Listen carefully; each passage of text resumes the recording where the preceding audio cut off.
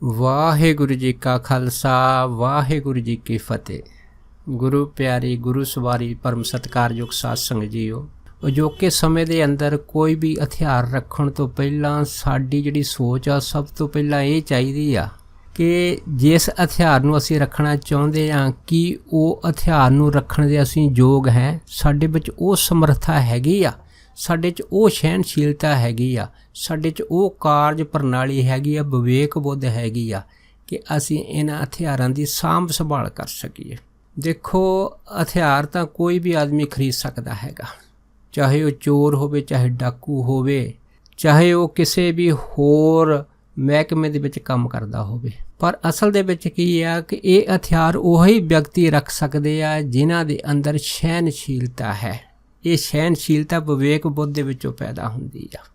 ਦੇਖੋ, ਜੋ ਕਿ ਸਮੇਂ ਦੇ ਵਿੱਚ ਖਾਸ ਕਰਕੇ ਕੋਈ ਵੀ ਆਦਮੀ ਜਾਂ ਫੌਜ ਦੇ ਵਿੱਚ ਭਰਤੀ ਹੋਵੇ ਜਾਂ ਪੁਲਿਸ ਦੇ ਵਿੱਚ ਭਰਤੀ ਹੋਵੇ, ਉਸ ਨੂੰ ਹਥਿਆਰਾਂ ਚਲਾਉਣ ਦੀ ਟ੍ਰੇਨਿੰਗ ਦਿੱਤੀ ਜਾਂਦੀ ਆ।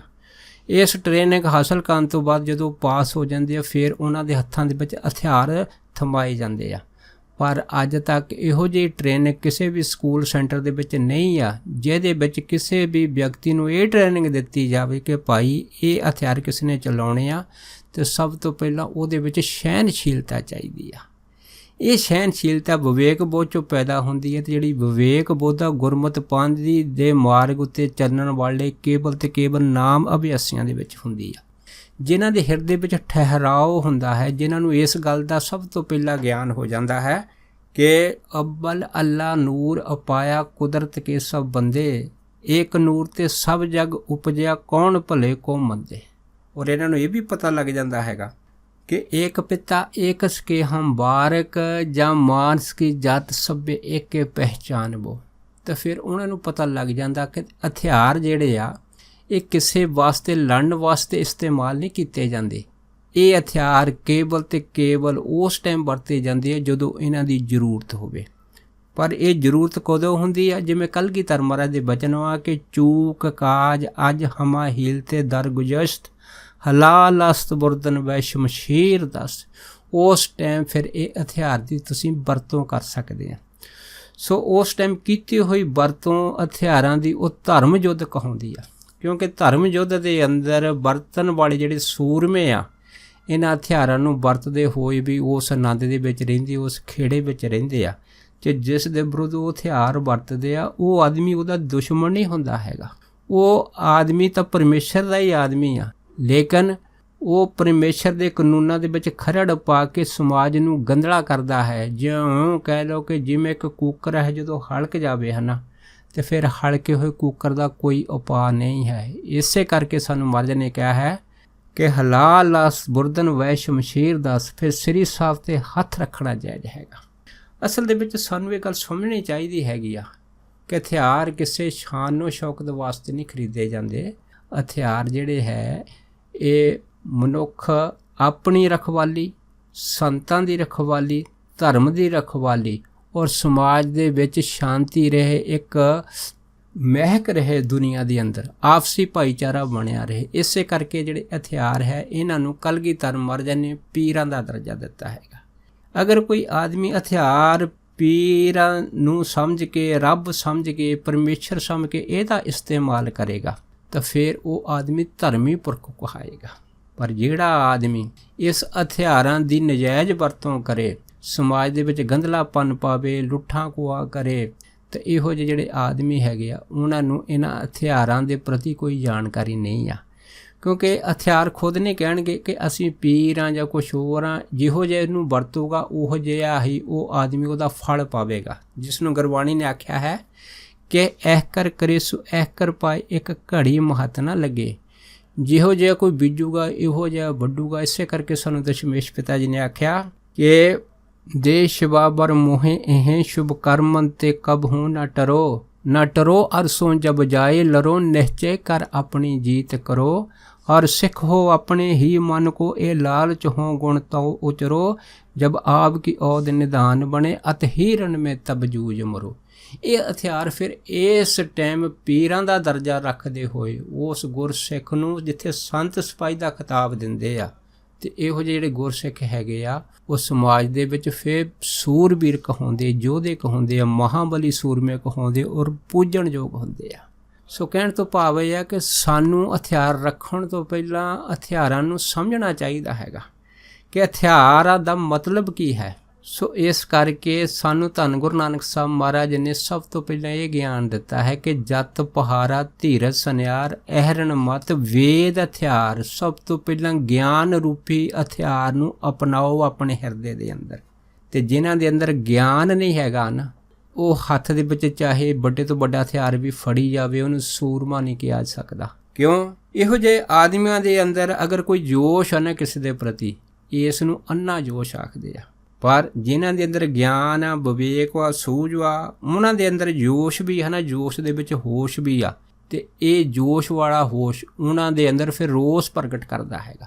ਇਹ ਰੋਸ ਉਦੋਂ ਉਹਨਾਂ ਦੇ ਅੰਦਰੋਂ ਨਿਕਲਦਾ ਹੈਗਾ ਜਿਵੇਂ ਕਲਗੀਧਰ ਮਹਾਰਾਜ ਨੇ ਦੱਸਿਆ ਕਿ ਜਵੇ ਬਾਣ ਲੱਗਿਓ ਤਵੇ ਰੋਸ ਜਾਗਿਓ, ਕਿ ਜਦੋਂ ਬਾਣ ਲੱਗਦਾ ਫਿਰ ਰੋਸ ਪੈਦਾ ਹੁੰਦਾ। ਜਿਹੜਾ ਅੰਨਾ ਜੋਸ਼ ਆ ਉਹ ਦੁਸ਼ਮਣੀ ਪੈਦਾ ਕਰਦਾ ਹੈਗਾ, ਲੇਕਿਨ ਇਹ ਜਿਹੜਾ ਰੋਸ ਹੈ ਇਹ ਆਪਣਾਪਨ ਪੈਦਾ ਕਰਦਾ ਹੈਗਾ ਕਿ ਇਹ ਅਖੀਰ ਰੱਬ ਦਾ ਹੀ ਬੰਦਾ ਹੈ, ਜਿਸ ਨੂੰ ਗੁਰਬਾਣੀ ਨੇ ਆਖਿਆ ਕਿ ਭਗਤਹੀਨ ਨਾਨਕ ਜੇ ਹੋਏਗਾ ਤਾਂ ਖਸਮੇ ਨਾ ਜਾਈ। ਇਸ ਕਰਕੇ ਇਹੋ ਜਿਹੇ ਜਿਹੜੇ ਆਦਮੀ ਆ ਉਹ ਕਿਸੇ ਨੂੰ ਮਾਰਦੇ ਨਹੀਂ, ਉਹਦਾ ਵੱਤ ਕਰਦੇ ਆ। ਵੱਤ ਦਾ ਮਤਲਬ ਹੈਗਾ ਕਿ ਧਰਮ ਦਾ ਕਾਨੂੰਨ ਹੈ। ਕਾਨੂੰਨ ਦਾ ਭਾਵ ਕੀ ਆ? ਉਸ ਜੇ ਸ਼ਕਤ ਦਾ ਵੱਤ ਕਰਨਾ ਉਹਦਾ ਆਧਾਰ ਕਰ ਦੇਣਾ ਹੈਗਾ।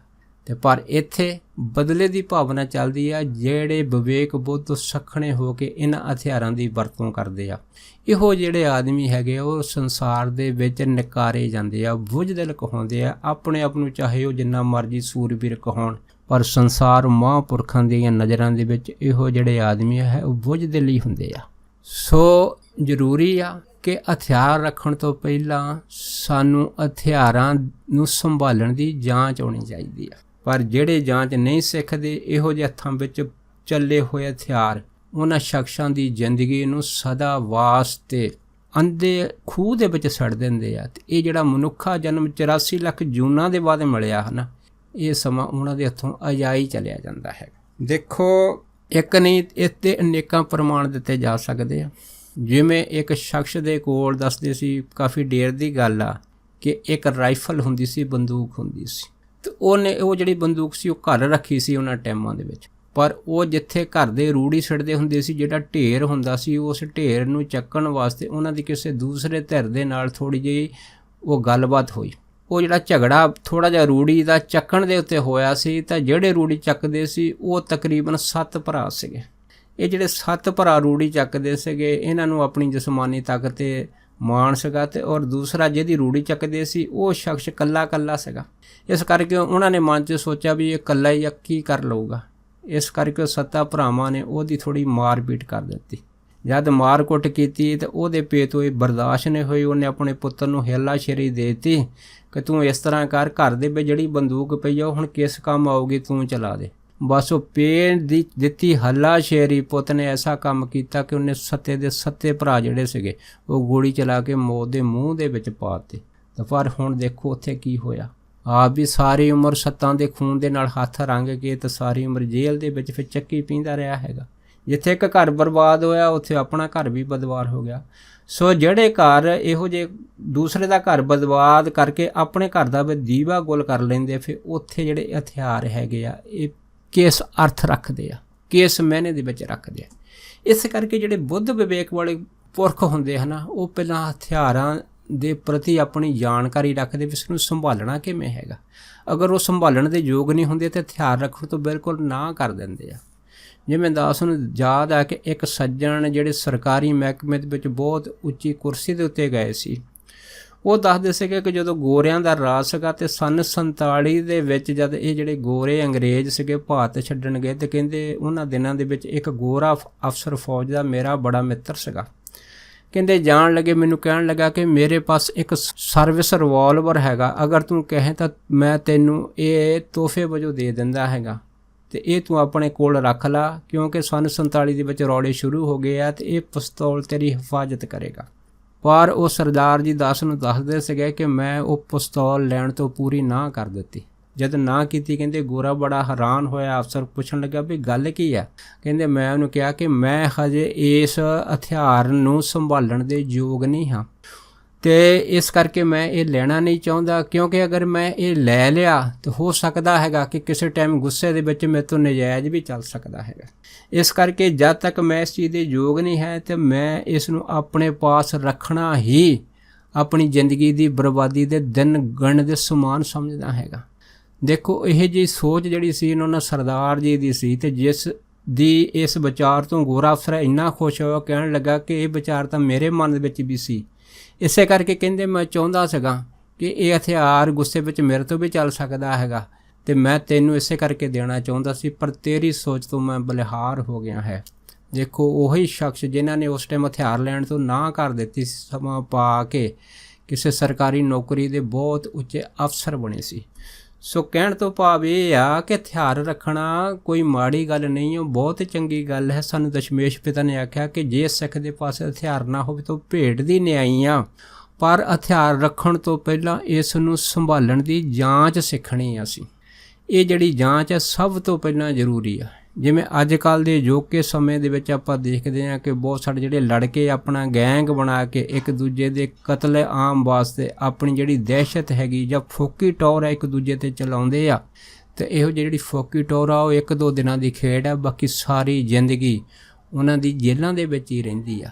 ਇਹੋ ਜਿਹੇ ਆਦਮੀ ਨਾ ਤਾਂ ਸਮਾਜ ਦੇ ਵਿੱਚ ਇੱਜ਼ਤ ਮਾਣ ਪ੍ਰਾਪਤ ਕਰ ਸਕਦੇ ਆ, ਨਾ ਆਪਣੀ ਜ਼ਿੰਦਗੀ ਜਿਹੜੀ ਆ ਉਹ ਸਹੀ ਢੰਗ ਨਾਲ ਜੂ ਸਕਦੇ ਆ, ਨਾ ਆਪਣੇ ਮਾਂ-ਬਾਪ ਦਾ ਨਾਂ ਸੰਸਾਰ ਦੇ ਵਿੱਚ ਰੋਸ਼ਨ ਕਰ ਸਕਦੇ ਆ।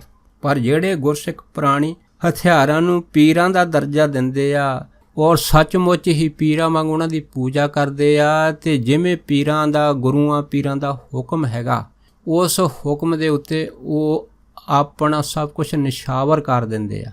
ਅਤੇ ਇਹ ਹੁਕਮ ਕੀ ਹੈ ਕਿ ਸਹਿਜ ਪੱਕੇ ਸੋ ਮੀਠਾ ਹੋਏ। ਜਿਹੜੀ ਚੀਜ਼ ਸਹਿਜ ਦੇ ਵਿੱਚ ਵਰਤੀ ਜਾਂਦੀ ਆ ਅਸਲ ਦੇ ਵਿੱਚ ਉਹ ਗੁਰੂ ਨੂੰ ਮਿੱਠੀ ਲੱਗਦੀ ਆ।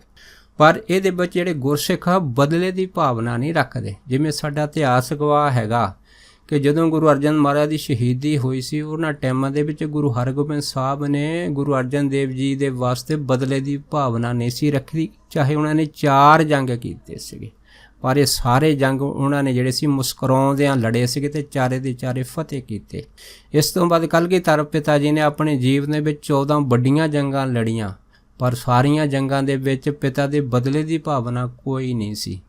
ਔਰ ਹਰੇਕ ਜੰਗ ਦਾ ਮਕਸਦ ਇਹੋ ਹੀ ਹੁੰਦਾ ਸੀਗਾ ਕਿ ਭਾਈ ਜਿਸ ਦੇ ਨਾਲ ਵੀ ਅਸੀਂ ਜੰਗ ਕਰਦੇ ਹਾਂ ਨਾ, ਉਹ ਸ਼ਖਸ ਜਿਹੜਾ ਮੈਦਾਨੇ ਜੰਗ ਦੇ ਵਿੱਚ ਆਉਂਦਾ ਹੈ ਉਹਦੇ ਨਾਲ ਹੀ ਫਿਰ ਉਸ ਦਾ ਸਾਹਮਣਾ ਉਸੇ ਹਥਿਆਰ ਨਾਲ ਕੀਤਾ ਜਾਂਦਾ ਹੈ।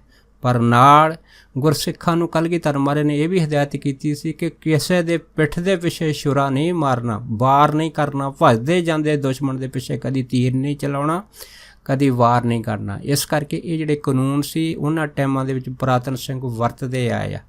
ਇਸੇ ਕਰਕੇ ਉਹ ਜਿਹੜੇ ਸਿੰਘ ਆ ਨਾ ਉਹ ਪਰਮੇਸ਼ਰ ਦੀ ਨਜ਼ਰ ਦੇ ਵਿੱਚ ਪ੍ਰਵਾਨ ਮੰਨੇ ਜਾਂਦੇ ਆ। ਸੋ ਕਹਿਣ ਤੋਂ ਭਾਵ ਇਹ ਹੈਗਾ ਕਿ ਜੋ ਹਥਿਆਰ ਸਾਨੂੰ ਗੁਰੂ ਸਾਹਿਬ ਨੇ ਆਪਣੇ ਪਾਸ ਰੱਖਣ ਵਾਸਤੇ ਹਦਾਇਤ ਕੀਤੀ ਆ, ਲੇਕਿਨ ਇਹ ਹਥਿਆਰਾਂ ਨੂੰ ਰੱਖਣ ਵਾਸਤੇ ਗਿਆਨ, ਵਿਵੇਕ, ਸਹਿਨਸ਼ੀਲਤਾ ਇਹੋ ਜਿਹੀ ਜਿਹੜੀ ਆ ਇਹਨਾਂ ਹਥਿਆਰਾਂ ਨੂੰ ਰੱਖਣ ਵਾਸਤੇ ਸਾਨੂੰ ਥਾਂ ਚਾਹੀਦੀ ਆ। ਜਿਵੇਂ ਤੀਰਾਂ ਨੂੰ ਰੱਖਣ ਵਾਸਤੇ ਭੱਤਾ ਬੜਾ ਜ਼ਰੂਰੀ ਆ, ਤਿਵੇਂ ਹਥਿਆਰਾਂ ਨੂੰ ਰੱਖਣ ਵਾਸਤੇ ਅੰਦਰ ਜਿਹੜੀ ਸਹਿਨਸ਼ੀਲਤਾ ਹੈ ਨਾ, ਕਿਸੇ ਚੀਜ਼ ਨੂੰ ਅਜਰ ਨੂੰ ਜਰ ਜਾਣਾ, ਇਹ ਬਹੁਤ ਵੱਡੀ ਗੱਲ ਹੈਗੀ ਆ। ਔਰ ਇਹ ਜਿਹੜਾ ਸਾਰਾ ਕੁਛ ਵਾ ਇਹ ਵੱਡੇ ਵੱਡੇ ਰਿਸ਼ੀ ਮੁਨੀ, ਪੀਰ, ਪਕੰਬਰ, ਅਵਤਾਰ, ਬਲੀ, ਔਲੀਏ, ਇਹ ਸਾਰੇ ਹੀ ਇਸ ਸਿਧਾਂਤ ਦੇ ਉੱਤੇ ਆਪਣੀ ਜ਼ਿੰਦਗੀ ਦੇ ਵਿੱਚ ਪਹਿਰਾ ਦਿੰਦੇ ਆਏ ਆ। ਔਰ ਅੱਜ ਜ਼ਰੂਰਤ ਹੈਗੀ ਕਿ ਸਾਡੀ ਜਿਹੜੀ ਨਵੀਂ ਨੌਜਵਾਨ ਪੀੜ੍ਹੀ ਆਪਣੇ ਮਾਰਗ ਤੋਂ ਭਟਕ ਕੇ ਇੱਕ ਛੋਟੀ ਜਿਹੀ ਫੋਕੀ ਟੌਰ ਵਾਸਤੇ ਇੱਕ ਦੂਜੇ ਦੇ ਖੂਨਾਂ ਦੀ ਪਿਆਸੀ ਹੁੰਦੀ ਆ। ਇਹੋ ਜਿਹੇ ਨੌਜਵਾਨਾਂ ਨੂੰ ਚਾਹੀਦਾ ਹੈਗਾ ਕਿ ਸਭ ਤੋਂ ਪਹਿਲਾਂ ਧਰਮ ਨੂੰ ਸਮਝਣ ਦੀ ਗੱਲ ਕਰਨ। ਧਰਮ ਸਮਝਣ ਦਾ ਮਤਲਬ ਉਹ ਆ ਕਿ ਧਰਮ ਨੂੰ ਕਮਾਉਣਾ। ਔਰ ਜਿਹੜੇ ਗੁਰਸਿੱਖ ਧਰਮ ਨੂੰ ਕਮਾਉਂਦੇ ਹਨ ਅਸਲ ਦੇ ਵਿੱਚ ਉਹਨਾਂ ਨੂੰ ਹੀ ਸੋਝੀ ਮਿਲਦੀ ਆ ਕਿ ਇਹ ਹਥਿਆਰ ਕੋਈ ਆਮ ਹਥਿਆਰ ਨਹੀਂ ਹੈਗੇ ਆ, ਇਹ ਹਥਿਆਰ ਆਪ ਪਰਮੇਸ਼ਰ ਦਾ ਰੂਪ ਹੈ। ਜਿਵੇਂ ਜਿਹੜੇ ਵਾਹਿਗੁਰੂ ਆ ਜਿੱਥੇ ਉਹ ਨਿਰਗੁਣ ਰੂਪ ਦੇ ਵਿੱਚ ਬਰਾਜਦੇ, ਉੱਥੇ ਸਰਗੁਣ ਰੂਪ ਦੇ ਵਿੱਚ, ਫਿਰ ਸ਼ਬਦ ਰੂਪ ਦੇ ਵਿੱਚ ਵਾ, ਅਤੇ ਉਸ ਤੋਂ ਬਾਅਦ ਉਹਨਾਂ ਦਾ ਇੱਕ ਰੂਪ ਸ਼ਾਸਤਰ ਰੂਪ ਵੀ ਆ। ਇਸ ਕਰਕੇ ਸਾਨੂੰ ਸ਼ਾਸਤਰ ਰੂਪ ਪਰਮੇਸ਼ਰ ਦੇ ਪ੍ਰਤੀ ਕੋਈ ਵੀ ਜਿਹੜੀ ਉਲੰਘਣਾ ਕਰਨ ਦਾ ਅਧਿਕਾਰ ਨਹੀਂ ਹੈ। ਸਾਨੂੰ ਸਤਿਕਾਰ ਕਰਨਾ ਚਾਹੀਦਾ ਹੈਗਾ। ਅਤੇ ਇਹ ਜਿਹੜਾ ਸਤਿਕਾਰ ਹੈ ਸਾਡੇ ਅੰਦਰ ਉਦੋਂ ਹੀ ਹੋਊਗਾ ਜਦੋਂ ਅਸੀਂ ਕਹਿਣੀ ਤੇ ਕਥਨੀ ਦੇ ਪੱਕੇ ਸੂਰਮੇ ਹੋਵਾਂਗੇ। ਅਤੇ ਕਹਿਣੀ ਕਥਨੀ ਕੇਵਲ ਤੇ ਕੇਵਲ ਗੁਰੂ ਦੀ ਰਹਿਤ ਵੈਤ ਦੇ ਵਿੱਚ ਵਾ। ਇਸ ਕਰਕੇ ਜਿਹੜੇ ਗੁਰਸਿੱਖ ਵਾ ਨਾ, ਰਹਿਣੀ ਰਹੇ ਸੋਈ ਸਿੱਖ ਮੇਰਾ, ਉਹ ਸਹਿਮ ਹੈ ਉਸਕਾ ਚੇਰਾ, ਰਹਿਤ ਬਿਨਾ ਜੋ ਸਿੱਖ ਕਹਾਵੇ, ਰਹਿਤ ਬਿਨਾ ਦਰ ਚੋਟਾਂ ਖਾਵੇ। ਇਹੋ ਜਿਹੇ ਹੀ ਸਿੱਖ ਨਹੀਂ ਬਣਨਾ ਜਿਹੜੇ ਰਹਿਣੀ ਤੋਂ ਜਿਹੜੇ ਪਰੇ ਕੋਹਾਂ ਦੂਰ ਭੱਜਦੇ ਆ। ਇਸ ਕਰਕੇ ਰਹਿਣੀ ਦੇ ਉੱਤੇ ਜ਼ੋਰ ਦੇਣਾ ਹੈ। ਰਹਿਣੀ ਦਾ ਮਤਲਬ ਕੀ ਹੈ? ਵਰਤਾਰਾ। ਜੋ ਗੁਰੂ ਦਾ ਹੁਕਮ ਆ ਨਾ, ਉਸ ਹੁਕਮ ਦੇ ਪ੍ਰਤੀ ਆਪਣੇ ਆਪ ਨੂੰ ਸਮਰਪਿਤ ਕਰ ਦੇਣਾ। ਅਤੇ ਜਦੋਂ ਅਸੀਂ ਆਪਣੇ ਆਪ ਨੂੰ ਸਮਰਪਿਤ ਕਰ ਦਿੰਦੇ ਹਾਂ ਨਾ, ਤਾਂ ਫਿਰ ਸਾਨੂੰ ਗੁਰੂ ਸੋਝੀ ਦਿੰਦਾ ਹੈ, ਵਿਵੇਕ ਦਿੰਦਾ ਹੈ, ਗਿਆਨ ਦਿੰਦਾ ਹੈ। ਅਤੇ ਇਸ ਵਿਵੇਕ ਗਿਆਨ ਦੇ ਅੰਦਰ ਸਾਡੇ ਪਾਸ ਗੁਰੂ ਜੋ ਰੱਖਿਆ ਰੂਪੀ ਆਪਣੀ ਸ਼ਕਤੀ ਦਿੰਦਾ ਹੈ, ਇਹ ਰੱਖਿਆ ਰੂਪੀ ਸ਼ਕਤੀ ਅਗਰ ਹਥਿਆਰਾਂ ਦੇ ਰੂਪ ਦੇ ਵਿੱਚ ਵੀ ਸਾਨੂੰ ਪ੍ਰਾਪਤ ਹੋਵੇ ਤਾਂ ਸਾਨੂੰ ਇਸ ਚੀਜ਼ ਦਾ ਮਾਣ ਹੁੰਦਾ ਹੈਗਾ ਕਿ ਜਿੱਥੇ ਸਾਡੇ ਹੱਥ ਦੇ ਵਿੱਚ ਇੱਕ ਪਾਸੇ ਸਿਮਰਨਾ ਹੈ, ਪਰਮੇਸ਼ਰ ਦੀ ਯਾਦ ਹੈਗੀ ਆ, ਅਤੇ ਦੂਸਰੇ ਪਾਸੇ ਜਿਨ੍ਹਾਂ ਦੇ ਹੱਥ ਦੇ ਵਿੱਚ ਸਿਮਰਨੇ ਆ ਪਰਮੇਸ਼ਰ ਦੀ ਯਾਦ ਵਾ, ਸੰਤ ਮਹਾਤਮਾ ਹੈਗੇ ਆ, ਗਊ ਗਰੀਬ ਹੈਗੇ ਆ, ਉਹਨਾਂ ਦੀ ਰੱਖਿਆ ਕਰਨੀ ਹੈ। ਸੋ ਇਸ ਕਰਕੇ ਸੰਸਾਰ ਦੇ ਵਿੱਚ ਅਗਰ ਅਸੀਂ ਆਈਏ ਤਾਂ ਸਾਨੂੰ ਇਹੋ ਜਿਹੇ ਕੰਮ ਕਰਨੇ ਚਾਹੀਦੇ ਆ ਜਿਸ ਨੂੰ ਗੁਰਬਾਣੀ ਨੇ ਆਖਿਆ ਹੈਗਾ ਕਿ ਜਬ ਹਮ ਜਨਮੇ ਜਗ ਹੱਸੇ ਹਮ ਰੋਏ, ਐਸੀ ਕਰਨੀ ਕਰ ਚੱਲੇ ਹਮ ਹੱਸੇ ਜਗ ਰੋਏ। ਕਿ ਇਹੋ ਜਿਹਾ ਕੰਮ ਕਰਨਾ ਚਾਹੀਦਾ ਹੈਗਾ ਜਿਸ ਨੂੰ ਦੇਖ ਕੇ ਪੂਰਾ ਸੰਸਾਰ ਜਿਹੜਾ ਹੈ ਨਾ ਉਹ ਅੱਖੀਆਂ ਬਹਾਵੇ ਅਤੇ ਸਾਨੂੰ ਯਾਦ ਕਰੇ। ਸੋ ਇਹੋ ਜਿਹੇ ਜਿਹੜੇ ਆ ਕੋਈ ਗੁਰਸਿੱਖ ਹੈ ਜਿਨ੍ਹਾਂ ਨੇ ਆਪਣੇ ਜੀਵਨ ਦੇ ਵਿੱਚ ਅਜਿਹੇ ਕਰਮ ਕੀਤੇ ਆ ਕਿ ਨੌਜਵਾਨ ਕੀ ਪੂਰੀ ਦੁਨੀਆ ਦੇ ਦਿਲਾਂ ਦੇ ਉੱਤੇ ਰਾਜ ਕੀਤਾ ਹੈਗਾ। ਪਰ ਜਦੋਂ ਉਹ ਬੇਕਦਰੇ ਹਥਿਆਰਬੰਦ ਲਟੇਰਿਆਂ ਦੇ ਹੱਥੀਂ ਚੜ੍ਹੇ ਆ, ਜਦੋਂ ਉਹਨਾਂ ਨੇ ਉਹਨਾਂ ਦੇ ਕਤਲ ਕੀਤੇ ਆ, ਸੋ ਉਸ ਟਾਈਮ ਉਹ ਜਿਹੜੇ ਕਤਲ ਕਰਨ ਵਾਲੇ ਆ ਉਹ ਤਾਂ ਨਰਕਾਂ ਨੂੰ ਜਾਣਗੇ, ਉਹ ਵੀ ਤਿਲ ਮਰਨਗੇ। ਪਰ ਜਿਹੜੇ ਸੂਰਬੀਰ ਇਹੋ ਜਿਹੇ ਹਥਿਆਰਾਂ ਦਾ ਸਾਹਮਣਾ ਕਰਕੇ ਆਪਣੀ ਜ਼ਿੰਦਗੀ ਅਣਖ ਦੇ ਨਾਲ ਜੀ ਗਏ ਆ, ਇਹੋ ਜਿਹੇ ਗੁਰਸਿੱਖਾਂ ਦਾ ਨਾਮ ਸੁਨਹਿਰੀ ਅੱਖਰਾਂ ਦੇ ਵਿੱਚ ਇਤਿਹਾਸ 'ਚ ਲਿਖਿਆ ਜਾਊਗਾ। ਇਹੋ ਜਿਹੇ ਜਿਹੜੇ ਸਿੱਖ ਹੈਗੇ ਆ ਉਹ ਆਪਣੀ ਇੱਕ ਪਿਆਰ ਭਰੀ ਛਾਪ ਪੂਰੀ ਦੁਨੀਆ ਦੇ ਵਿੱਚ ਛੱਡ ਜਾਂਦੇ। ਇਹ ਛਾਪ ਬਜ਼ੁਰਗਾਂ ਦੇ ਹਿਰਦੇ ਵਿੱਚ ਵੀ ਆ, ਨੌਜਵਾਨਾਂ ਔਰ ਖ਼ਾਸ ਕਰਕੇ ਬੱਚਿਆਂ ਦੇ ਹਿਰਦੇ ਵਿੱਚ ਹੀ, ਔਰ ਸਭ ਦੇ ਹਿਰਦੋਂ ਇਹੋ ਹੀ ਸੀਸ ਨਿਕਲਦੀ ਆ ਕਿ ਸੂਰਾ ਸੋ ਪਹਿਚਾਨੀਏ ਜੋ ਲਰੇ ਦੀਨ ਕੇ ਹੇਤ, ਪੁਰਜਾ ਕੱਟ ਮਰੇ ਕਬੂ ਨਾ ਛਾਡੇ ਖੇਤ। ਇਹੋ ਜਿਹੇ ਸੂਰਮੇ ਜਿਹੜੇ ਭਾਵੇਂ ਪੁਰਜਾ ਕੱਟ ਦੇਣ ਪਰ ਆਪਣੀ ਗੈਰਤ, ਆਪਣੀ ਅਣਖ ਔਰ ਆਪਣਾ ਧਰਮ ਕਦੇ ਨਹੀਂ ਤਿਆਗਦੇ। ਸੋ ਉਹਨਾਂ ਉੱਤੇ ਪੂਰੀ ਕੌਮ ਨੂੰ, ਪੂਰੇ ਸੰਸਾਰ ਨੂੰ ਫਖਰ ਹੁੰਦਾ ਹੈ। ਸੋ ਦਾਸ ਇੰਨੇ ਹੀ ਬਚਨ ਆਪ ਸਾਰੀਆਂ ਸੰਗਤਾਂ ਨਾਲ ਸਾਂਝਾ ਕਰਦਾ ਹੋਇਆ ਖਿਮਾ ਦਾ ਜਾਚਕੋ ਆ ਜੀ। ਹੋਈਆਂ ਬਿਆੰਤ ਭੁੱਲਾਂ ਚੁੱਕਾਂ ਦੀ ਖਿਮਾ ਬਖਸ਼ਣੀ। ਸੋ ਫਤਿਹ ਬੁਲਾਓ। ਵਾਹਿਗੁਰੂ ਜੀ ਕਾ ਖਾਲਸਾ, ਵਾਹਿਗੁਰੂ ਜੀ ਕੀ ਫਤਿਹ।